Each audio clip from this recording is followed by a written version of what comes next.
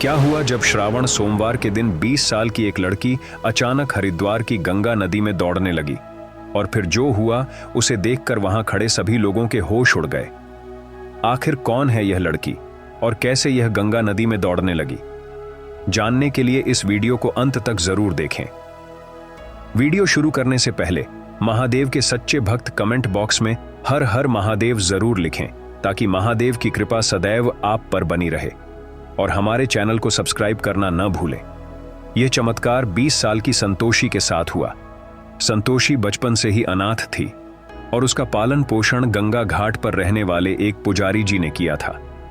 संतोषी न देख सकती थी, न सुन सकती थी और न ही बोल सकती थी। पुजारी जी ने उसका सहारा बनकर उसे पाला। संतोषी शारीरिक रूप से अक्षम होने के कारण पढ़ाई नहीं कर पाई, लेकिन वह रोज पुजारी जी के साथ महादेव की पूजा करती थी। श्रावण के पावन महीने में संतोषी महादेव की विशेष सेवा करती थी। श्रावण सोमवार के दिन संतोषी गंगा नदी में सुबह स्नान करके मंदिर में महादेव की पूजा कर रही थी। अचानक मौसम बिगड़ गया और हल्की बारिश होने लगी। संतोषी पुजारी जी की राह देख रही थी ताकि वे आकर उसे नदी के पास ले जाकर व्रत खुलवाएं। लेकिन पुजारी जी किसी अन्य गांव में पूजा करवाने गए थे, जिससे वे आने में देरी हो गई। संतोषी और नहीं रुक सकी और दीवार पकड़कर गंगा घाट की ओर बढ़ने लगी। जैसे ही संतोषी आखिरी सीढ़ी पर पहुंची, वह फिसलकर गंगा नदी में जा गिरी। बारिश के कारण गंगा का बहाव तेज था और वह बहती हुई नदी के बीचों बीच पहुंच गई। जब पुजारी जी घर आए और संतोषी को गायब पाया तो वे घाट पर पहुंचे।